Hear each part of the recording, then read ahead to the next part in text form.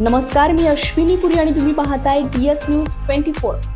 खरं तर एखाद्या डॉक्टरच्या हातातून एखादी फक्त शस्त्रक्रिया होत नाही, तर अनेक कुटुंबांना नवजीवन मिळतं आणि असाच एक अभूतपूर्व टप्पा गाठलाय प्रसिद्ध न्यूरोसर्जन डॉक्टर शेखर चिरमाडे यांनी।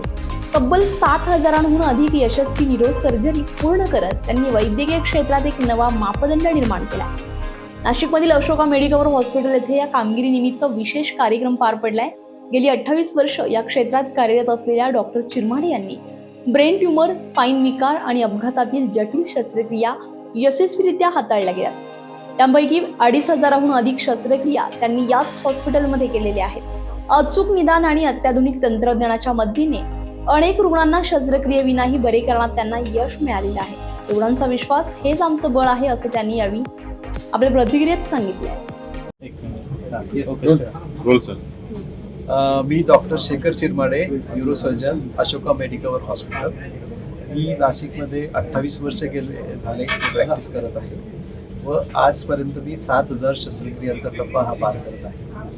यापैकी मी 7 ते 8 वर्ष झाले अशोका मेडिकल हॉस्पिटलमध्ये आहे। इथे साधारणपणे 2,500 शस्त्रक्रिया केल्या आहेत व त्याच्या अगोदरच्या सर्व शस्त्रक्रिया मी नाशिकमधील विविध हॉस्पिटल्समध्ये केल्या। त्याच्या अगोदर साधारण 15-1 वर्षापर्यंत मी शस्त्रक्रिया केल्या आहेत।